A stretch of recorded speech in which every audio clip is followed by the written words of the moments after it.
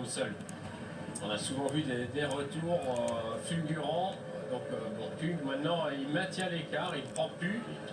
Il y a 15 secondes, il y a eu 16 secondes maximum, il vient de reperdre une seconde. Voilà, ça va être très compliqué pour lui.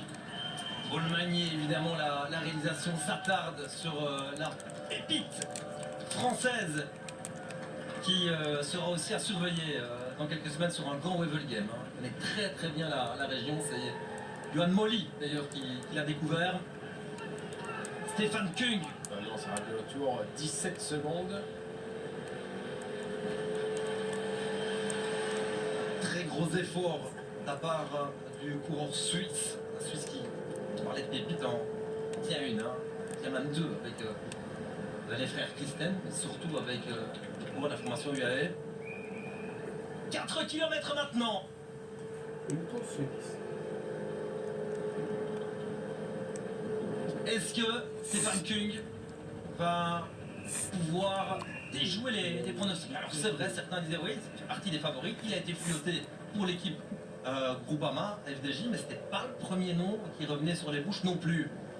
Et ce serait sa plus grande victoire. Hein. Il a gagné 3 fois le Grand Prix des Nations, le classement général de Valence, 3 étapes du Tour de Suisse, 3 étapes du Tour de Romandie, une étape de la Vuelta, 2 étapes du Bing Bang Tour, le classement général du Poitou-Charentes, Volta à Limburg, le Tour du Doubs, 2 fois champion olympique, champion d'Europe contre la montre. Non, et là, il est face à son plus grand contre-la-montre de sa carrière. Exactement. Donc là, il est lancé, il ne se pose pas de questions, mais c'est clair que la plus belle victoire de sa carrière, elle lui tend les bras. Et les équipes s'organisent vraiment derrière. Allez, Kung. Bon, on rappelle le dernier kilomètre aussi. Philippe, on arrivera au carrefour, ici au centre de Ninove. Puisque oui, contrairement à ce qui était le cas il y a quelques années, on n'arrive pas dans le centre. Non, non, on arrive sur la grande route, 1 kilomètre pratiquement au dernier virage, et ensuite ce sont des longues courbes, mais c'est très très rectiligne. Si on voit Vermeersch qui se sacrifie totalement, et on voit les coureurs choisissent vraiment à côté de la route. Quand je vois le comportement là chez EF, je me demande si un gars comme Mathis Mikkel n'est pas là. Regardez, 10 secondes, hein, c'est ce que je disais, hein, cette partie est très très très roulante, et ça avantage quand même les coureurs qui prennent des relais. Autant il n'y avait pas d'organisation il y a 3-4 km, autant là, on voit qu'il y a une vraie coalition. C'est ce qui est vraiment impressionnant dans un peloton professionnel, c'est la vitesse qu'un peloton peut prendre sur ce genre de portion. Il faut le vivre pour le croire, mais c'est vraiment incroyable. Ouais, on va parler des développements, on n'a plus vraiment le temps, mais on le fera évidemment tout au long des regardez, hein, ils vont essayer de mettre évidemment les coureurs en difficulté en choisissant le côté gauche de la route. Vous obligez beaucoup de coureurs à rouler dans le vent, donc à produire des efforts également. Donc là, l'importance d'avoir des équipiers est vraiment primordiale. Hein. Je pense que si on avait une vue d'hélicoptère, on verrait chaque sprinter à la gauche d'un équipier, hein, protégé du vent. La vue d'hélicoptère, la voici, la voilà. Voilà, regardez, on va analyser ça. Et regardez, les sprinters, ils sont plutôt à gauche, protégés.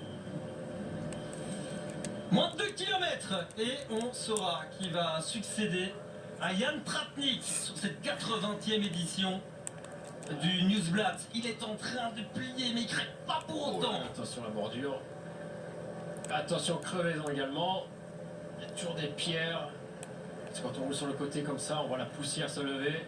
Et c'est cruel, mais Kung va se faire reprendre. Ouais, il va rien lâcher jusqu'au bout, mais à mon avis, ce sera un sprint massif. Les chances belges, évidemment. On pense à Van Aert, on pense à Stuyven, on pense à Felixen, bien sûr. Je pense que c'est Vacek qui va sprinter pour la Lidl. 1 km 300 maintenant. Ah, certains coureurs ont décidé de passer à droite. Je ne sais pas si c'était la bonne option. Et bientôt, donc, ce carrefour, et on tournera vers la gauche. On n'ira pas vers Skepdal. Et le kilomètre bientôt, il est repris malheureusement pour Marc Madio. Un sprint avec 40-45 coureurs.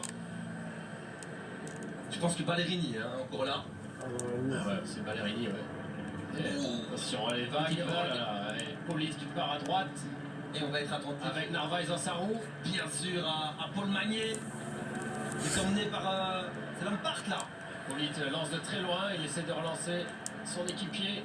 Et on va y arriver, hein, à toute allure, forcément, ce sprint avec Wout van Aert. On est attentif évidemment à Wout van Aert dans la roue de ce coureur de la formation UE, Wout van Aert. Maintenant avec Vacek. Stuyven qui lance plus Vacek. Stuyven qui lance pour Vacek et chez Ineos. On a aussi hein, du monde. Alors, est-ce que c'est Attention.